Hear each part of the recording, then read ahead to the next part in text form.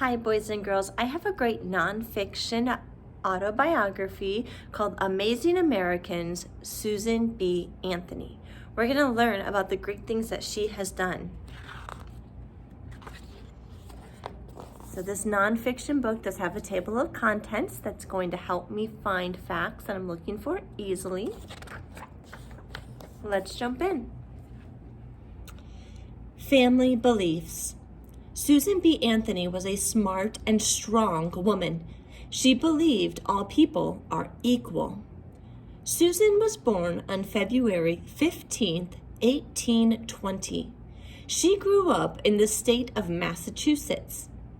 Susan was born in this house. Here's a portrait of what she looked like. Susan's parents were members of a religious group called the Quakers. Quakers believe all people are equal. Susan's parents wanted slavery to end. They thought slaves should be free. These slaves are planting sweet potatoes. Slavery. Slavery is when people are forced to work without pay. They have no freedom. This poster tells about meetings to end slavery. Susan was a bright child. She could read and write when she was 3 years old. Still, her teacher did not think girls should learn the same things as boys.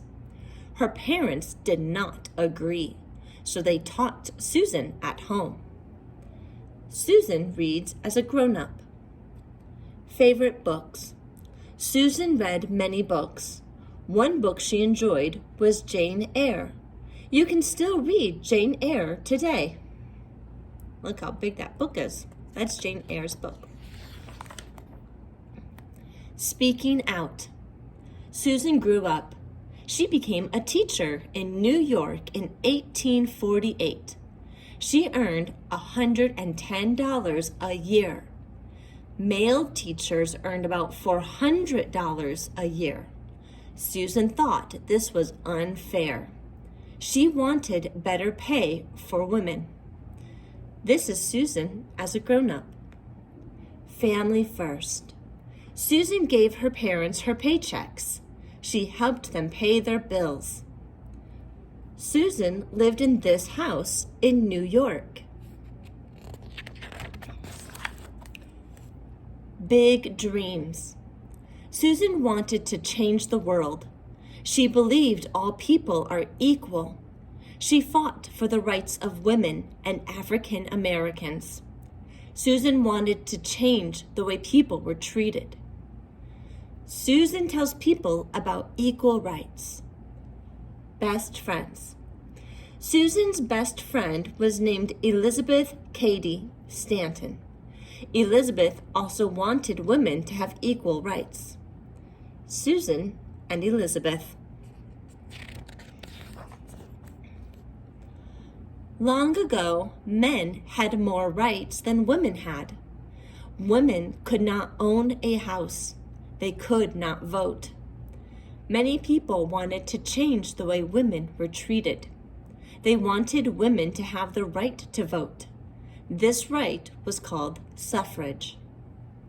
This postcard tells why women should be allowed to vote. Women's news.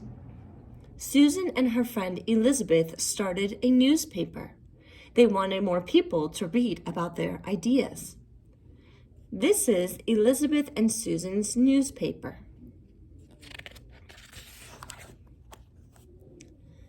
People worked hard for suffrage. Susan and her friends marched in parades. They gave speeches. They also had meetings. They did not give up. They wanted women to have equal rights. These women are marching for the right to vote. Behind bars. In 1872, Susan voted. It was against the law, so Susan was arrested. Susan's arrest was a big news story at the time. Lifelong activist. Susan was an activist. She took action to make her world a better place. Susan saw the end of slavery, but she never got the vote legally. She died in 1906.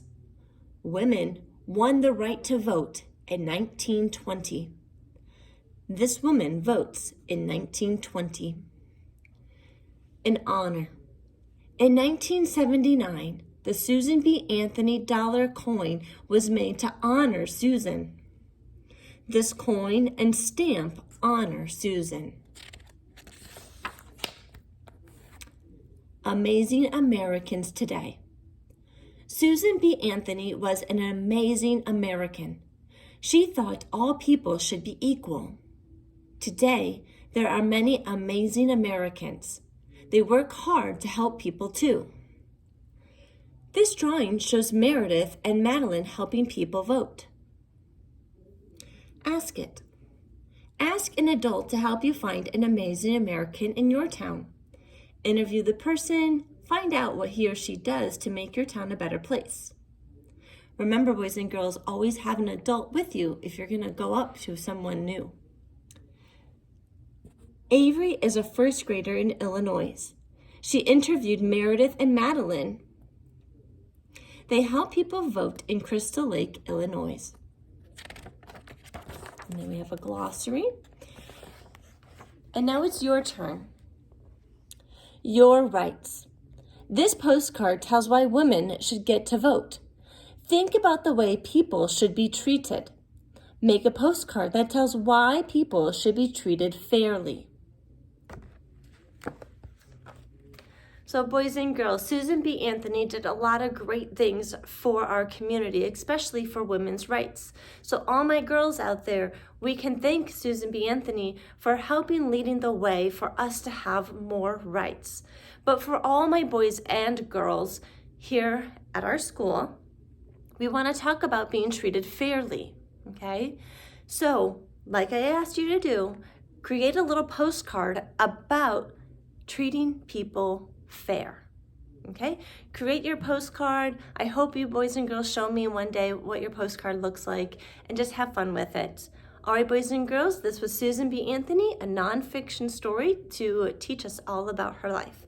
I hope you enjoyed it, and I will see you next time.